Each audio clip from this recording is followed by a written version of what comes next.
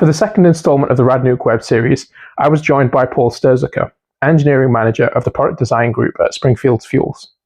Paul has worked at Springfields Fuels since 1985 on various aspects of engineering and nuclear fuel manufacture. In his current role, he leads a small team of engineers focused on maintaining the design of current fuels, reviewing manufacturing processes, and providing on-site technical support to the Springfields Fuel manufacturing plant. With his wealth of experience in nuclear fuel manufacture and design, Paul takes us through the first half, or front end, of the nuclear fuel cycle. He discusses how uranium is extracted from the ground and converted into a useful fuel, the intricacies involved in making nuclear fuel, what it's like working at a fuel manufacturing plant, and much more. Hi, Paul. Hi. How are you? Fine, thank you. Good, good. Thanks for joining us for this episode on the nuclear fuel cycle. We're going to look at the front end of the nuclear fuel cycle, where nuclear fuel comes from, what it is, and things to do with fueling reactors, etc. But I suppose we'll start with a broad question. What is nuclear fuel and where does it come from? Okay, so nuclear fuel, it's a material that's present in the Earth's crust.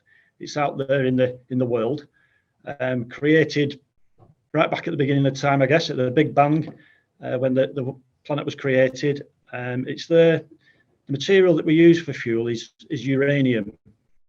So it's quite an abundant element, really. It's far more abundant than, shall we say, gold or silver. So it is present in the crust all across the world, but only in certain areas are there concentrated enough quantities of uranium to make it viable to mine, to process, to make nuclear fuel. So it is out there as an element, and it's as a metal, really, is uranium element. So in the Earth's crust, is it present as uranium metal or as oxides, or what sort of format is it in? It's as an ore. It's like a mineral. The name's called pitch blende. Okay. So, and there's only very small quantities of it actually in the actual raw ore, as we shall say, the rock that we're mining. There's very small quantities, and even smaller quantities of the useful, shall we say, version of uranium or isotope of uranium that we use to create power from. Right. Okay. So you kind of touched on what I wanted to talk about next, actually. So if there's such tiny amounts in the uranium ore, how do we go from this pitch blende from the uranium ore through to something that we can use in a nuclear reactor?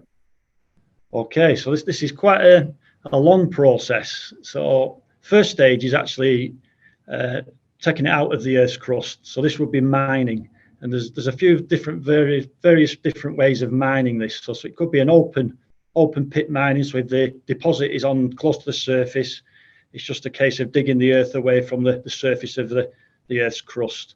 Or there could be underground mining for deposits that are lower down. There's another version which is just similar to any sort of rock mining beneath the surface of the earth.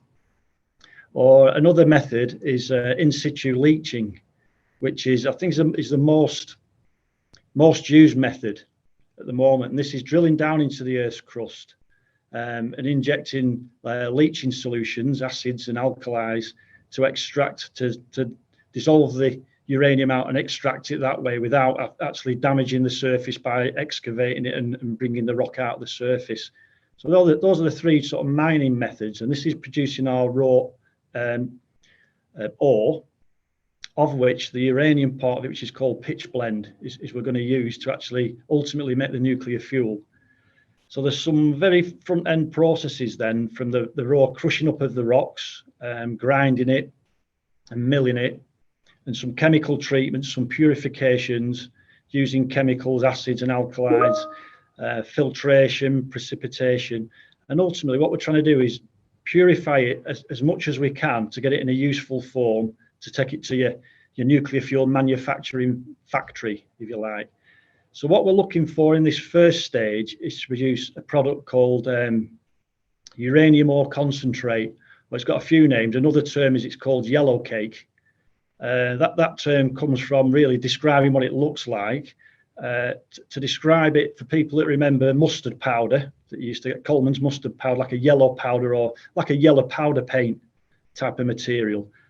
The the yellow cake that come to Springfields where I work on the site here at Springfields used to come in 55-gallon drums, and it looked more like a yellow mud, like a sludgy mud. So that's the first stage of getting the raw material. And then we go into the processes of starting to purify it. So there's quite a lengthy chemical processes where we're dissolving the uranium ore concentrate to make uranyl nitrate. So that's nitric acid and the ore concentrate to make a liquid called uranyl nitrate. Then there's a denitration process. All these are done in separate buildings, or they were done in separate buildings. Denitration process, which created uranium trioxide. So that's UO3. It then went into a plant called kiln plant, where it was reduced from UO3 to UO2, uranium dioxide. And then the next process was a hydrofluorination process. So this was another kiln using hydrogen fluoride. And the output from that was UF4, so that's uranium tetrafluoride. So this is, and at that stage, we could divert the fuel to either go to what we call the old plants that made metal fuels. So this was for the first generation fuels, or a different route would be take it to the oxide fuel route, which is the fuel that we make in the current day. So going down the oxide route, we'd go from UF4, uranium tetrafluoride, to a plant called hex plant. So this plant is another reactor in there, and reacting the UF4 with fluorine, F2, to create UF6. So UF6 is the material that's known as uranium hexafluoride.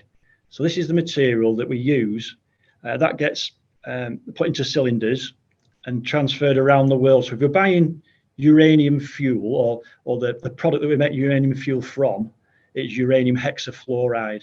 So in that form, it can go and be enriched. So the term enriched, just to give a little bit more about uranium, there's a couple of isotopes of uranium. So when we dig this material out of the ground and purify it, we get our yellow cake. This has got a massive quantity of uranium 238 in there. What we're looking for is the fissile isotope uranium 235. So there's only a very small quantity, and in the material we dig out of the ground, the quantity of U235, which is the fissile isotope that will give us our heat and our power generation, there's less than 1%. I think it's 0.711% of that material. So what we can do is a process of enrichment using centrifuges and spinning this at very high revs to separate the material out, if you like, to get the higher U238 spins to the outside, U235 stays more to the middle, and we can concentrate that quantity. So we can go from levels of 0.711 in naturally occurring to the fuel that we use at the site where I work can go anywhere up to almost 5% U235. And that's done in the uranium hexafluoride stage. Yeah. Yeah, so you touched on something there. You talked about how for the first generation fuels, did you say that the uranium is taken off for production at the UF4 stage before it's turned into hexafluoride? So the UF4 stage, then that went to the metal plants to convert it into uranium metal. So these were metal bars of uranium, but that was only at natural levels of U235. So the first generation of reactors, which were called Magnox reactors, they had metal bars, uranium bars, but the U235 content of that was only around the 0.711 natural occurring. There's no enrichment. Right. Okay. And that brings us on to a good point, which is that, of course, there's different types of nuclear reactor. Do they all use different kinds of fuel? Yeah, there's many different fuels. So I've got some examples actually. So yeah, I can see your cool props in the back. So yeah, at Springfields, so the first generation of this is reactors in the UK I'm talking about at the moment. They're called Magnox reactors. So the term Magnox is referring to the casing that goes around the metal bar, the uranium metal bar. So this was a magnesium aluminium alloy. So the term magnox was magnesium non-oxidizing. So these were the properties it needed. And I've got an example of one. It's a dummy one without the barring. It's quite heavy, and I'm not sure if we can see that. So it's probably a good meter in length. Yeah. And it's got lots of fins on it, which help the heat from this fuel, which obviously gets quite hot, to heat transfer into the coolant. So, and inside that metal casing, is that a single rod just running all the way through? Yeah. Okay. A single bar. Yeah. Okay. But the limiting factors with these were, with it being a metal, it'll only get to a certain temperature, and then you're concerned about things melting. Right. Okay. Yes, of course. So that leads us on to the next type of fuel. So the second generation fuel, if you like, and that was still using uranium, but instead of using it as a metal, we're using it as a metal oxide. So that's uranium dioxide. And it's a ceramic form. It's in a ceramic, almost like a ceramic, so it can take a lot higher temperatures, and therefore the reactors can run hotter, more efficient, and that's the case. So if you like, I can explain a little bit more about making fuel from the uranium hexafluoride once we've enriched it. Yeah, sure. Yeah, please. So it would then go for enrichment, uranium hexafluoride, and it can come back. And the way we get fuel at the moment at the site, we really just process the fuel for our customers. So they provide us with the uranium hexafluoride at a certain enrichment, up to 5%, and then we make the fuel for them from that cylinder. Okay. So the uranium hexafluoride cylinders will come back on site. So this is UF6. And when we make our fuel, I've just mentioned before, we make it out of ceramic fuel pellets, and they're made from uranium dioxide, which is UO2. So we have a kiln process where we convert it from UF6, which is our uranium hexafluoride, to UO2. So what we're doing in the kiln is we're stripping away all the fluorine, and there's some oxygen that goes with it, so it's defluorinating it, if you like, and we come out with a very pure uranium dioxide. And we do lots of testing on this to make sure there's no impurities, and ultimately this is what we're going to make our fuel from. So it comes off the kilns as a powder, a brown powder, and then we need to make it into fuel pellets, tiny little fuel pellets. So a fuel pellet, I've got another little example of a fuel pellet. This is a demonstration piece. It's a little key ring. I'm not sure if you can see, there's a little cylindrical pellet inside it. So this pellet is about 1 centimetre long and about 8 millimetres in diameter. So this is a water reactor pellet type. And from that, the claim is that from one pellet will power your household for 6 months. So two of them very small pellets would keep your household electricity going for a year. And that's fantastic. That's brilliant. We make hundreds of thousands of them at Springfields. So what we want to make is a fuel pellet from this powder. So we use pellet presses. So these are very similar to pharmaceutical presses that you use for making paracetamols, or they used out in the pressing worlds for making tablets. So we compact the powder into the form of a little cylinder, little cylindrical pellet, and then we sinter it at very high temperatures, around about 1,800 degrees. We sinter that, and the powder then becomes, through the sintering process, it becomes a ceramic, extremely hard ceramic pellet, fuel pellet, and these are the fuel pellets that we use. So, and do these fuel? Yeah. Oh, sorry. Go on, Paul. Continue. You say that the fuel pellets then are put into a fuel pin. So I've got a couple more props. This is a advanced gas cool reactor fuel pin. So this is using the ceramic grade uranium dioxide, and this is a dummy one. So there's a section cut away. So it's a stainless steel fuel can, and you can see there's some small cylindrical pellets inside. So that's the fuel pin. So we've put 64 fuel pellets in a stack. We call it a stack. Line them all up together, and we slide them in this very thin stainless steel fuel can on this version of fuel. So the actual fuel can is less than 0.5 millimeter thickness, but there are some little ribs on there as well to help the heat transfer. So these get extremely hot. So these are the bits that get hot in the reactor. Yeah. And then the final bit of these fuel pins, we put them into what we call a fuel element, which is sat behind me. This is a big graphite sleeve, about 1 meter long, maybe 8-inch diameter. And we can see the fuel pins inside. I hope you can see them anyway. So there's 36 fuel pins inside the AGR fuel element. So really it's just a big tube with lots of pins containing uranium inside it and lots of gaps in between. And what happens in the reactor is that the coolant gas flows up through the inside. It's got cutaways just to show you this is a demonstration. It flows up through, this is graphite sleeve, and the coolant gas transfers the heat from the surface of the fuel pin into the gas in this case.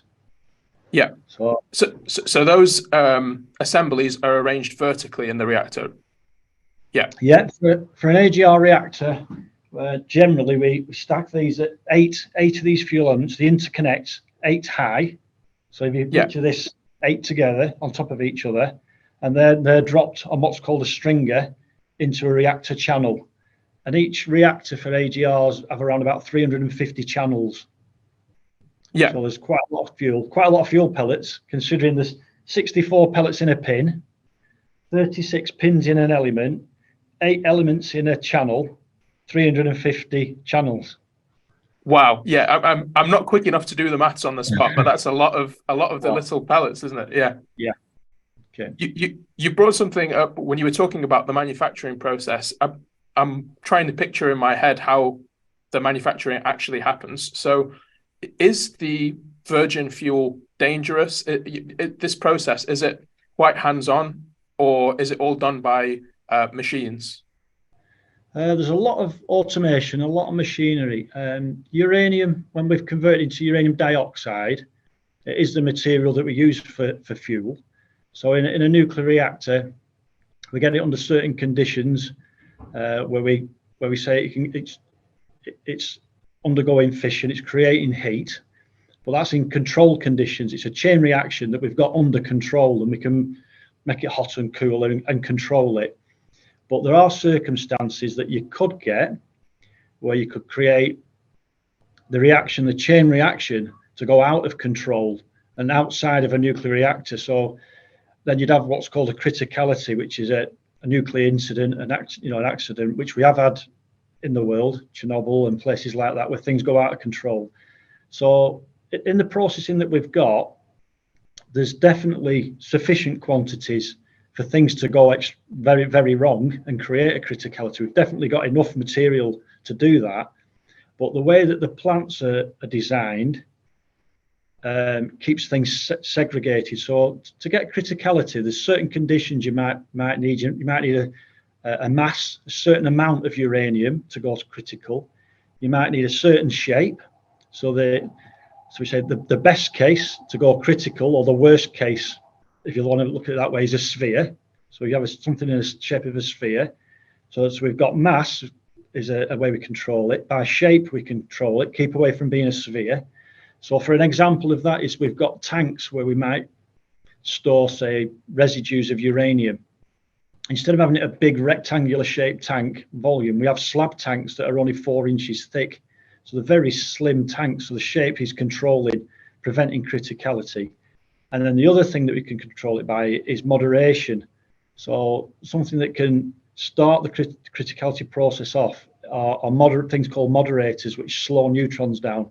And in fact, that's the reason why we use a graphite sleeve, and the graphite core within a nuclear reactor is made of graphite. So these things, or anything containing hydrogen, so oils and paints and things like that.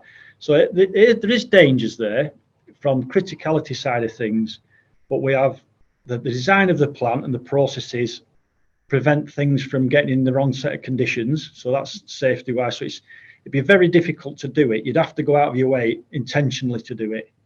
It couldn't really happen by, if we had a complete power loss, everything would fail safe.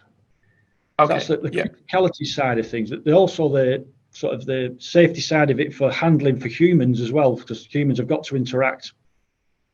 There's a lot of automation. So there's in the plant, there's different areas you can go into. So there's parts of the plant where you can walk around in your normal clothing. They're called non-contact areas, where you're very remote. there's places where you have to get overalls and protective equipment on, and that's called a contact area. But then the actual fuel is probably another layer away under cloches with extract and things like that. So, and it's unused, unirradiated form.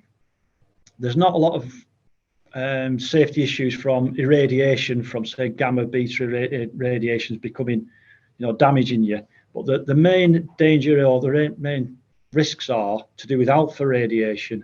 So this is alpha radiation can be blocked by a piece of paper. So you think, well, it's the least dangerous, if you like, but for the human body, it is quite dangerous if you ingest it. So if you breathe anything in, because of your delicate tissues within your body, in your lungs and things like that, it can be quite damaging. So anywhere there's dust is with no extract or dust masks or precautions are taken. So from working here for the past 30 odd years, I think that the industry is extremely safe, and there's lots of governance, there's lots of regulations, heavily regulated industry, lots of procedures, methods of working. To some extent, it can be very slow getting things to change things or make, but everything's got to be assessed from safety perspectives. So yeah, very safe industry, in my opinion. Good. It's good to hear that there's those sorts of safety measures in place. Yeah. And I remember when I was doing my training for my nuclear CDT, they mentioned that with Magnox fuel, that was safe to essentially handle. Is that right? Is it the fact that it's enriched uranium that makes it more dangerous from a radiation perspective? Yeah, I think the enrichment is probably because it's, and I don't know if the enrichment makes too much difference. I think is the uranium dioxide material with the metal fuels. You'd be machining it, so you'd have metal swarf. It's not so much airborne, but with the ceramic grade, we're doing things like grinding it, or we've got powders and things like that. So we've got to be more mindful that this can get airborne and more easily ingested. Or if you cut your finger and you've been handling it, it pierces through a glove. You've got to make sure that everything's clean. So I think the risk are slightly higher with the oxide fuels than they were with the metal fuels. Yeah, so it's a processing thing. That's where the danger comes from. Yeah. Yeah. So I've just got a couple more questions. What does virgin nuclear fuel cost? So I don't know, either per kilogram, or you mentioned that they probably buy it as UF6. So yeah. So I think out on the commercial market, to buy a ton of hex is £1.2 million. Okay. So that's £1.2 million for a ton. For a ton, yeah.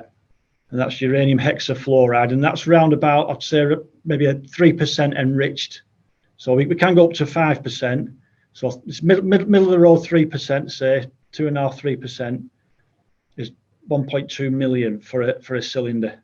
Well, for a ton. Wow. Okay. A couple of tons in a cylinder. And how often do reactors need to be refueled, and how much fuel do you need per refuel? Right. So we've got, I think for stations, it's a difficult one to answer for when stations get refueled. For AGR stations, they have outages where they refuel them, so they plan it, and they can, for the AGR, they can leave fuel elements in, and they can. The intention was to do online refueling at high power. But what they do is they drop the power off, and they can change stringers, fuel elements, at that level. For PWR reactors, this is slightly different, where they have to shut the reactor down, they open it up, switch everything off, and refuel that. So I think the outages they have are generally around about every 18 months. They put fuel in. Okay. So that'll be stopping. They don't completely refuel. I think they replenish about a third of the core. So it's not a complete refuel. So some of the fuel have quite a lot of life left in it, depending on where it's situated. So they'll take approximately a third of the fuel out every 18 months and shuffle the fuel about and then add some fuel that way. But I think quantity-wise, at the moment, for the AGR, the English reactors, the UK reactors that I've worked on, we used to have 7 stations with 2 reactors at each station, so that would be 14 reactors in the country, nuclear reactors. And we used to manufacture around about 180 tons of fuel per year. Okay. Yeah. And that was all destined for those plants? Yes. For those reactors? Okay. Yeah. It's quite a lot. Yeah, it's quite a lot. A lot of little pellets, definitely. Yeah. I think on a good production shift, we could make 20,000 fuel pellets, little pellets. And these are the ones where 2 of them can power your house for a year. Yeah, that's a lot of energy contained in such a small amount. Yeah. Brilliant. But thank you very much, Paul. I've got one last question that I always like to ask. How did you get started in this industry, and what's been your favorite part of working in the nuclear industry? I got started many years ago, straight from school as an apprentice. So it was an engineering apprentice, really. I lived fairly local, and it was one of the, I guess at school, it was an industry I didn't know a lot about. I got into the industry to be an engineering background more than the nuclear background. And I just got more interested in not so much the engineering, the design of the fuel and how the fuel works and how we manufacture the fuel. So my background, 20 years ago now, I moved into the fuel design area of making fuel at Springfields. So although the design hasn't changed much over the years, there's lots of interesting things. Pretty much every week there's something new comes along, very slight changes. Majority of the thing that I find most interesting is working on the manufacturing routes and approving new machinery as machines become very quickly in this day and age obsolete. New technology comes along, people want to improve things, improve throughputs and efficiencies. So people look at installing new machinery, automated machinery maybe. And that's what we get involved in my job. And that's what I've found most interesting over the years is doing assessments of changes to make sure that the new machinery we introduce in doesn't have any impact on the fuel that we make. Right, That's the thing that I'm most interested in. Yeah, I'm sure you've seen a lot of advancements. The nuclear industry has advanced a lot in the last few decades, and I'm sure that makes for a very interesting thing to see in day-to-day work. Yeah, we're currently working on higher enriched fuels above 5% up towards 20% U-235. So that the benefit of these fuels will be that the outages that we spoke about of 18 months could then be extended longer, so they'd leave the reactors running. So this is new fuel we're starting to look at and develop at Springfields. That's fantastic. Brilliant. Okay, well, thank you very much, Paul. This has been fantastic. I've learned a lot, actually. Okay. Thanks very much. Cheers. Yeah, it's been lovely speaking to you. Thank you. Thanks.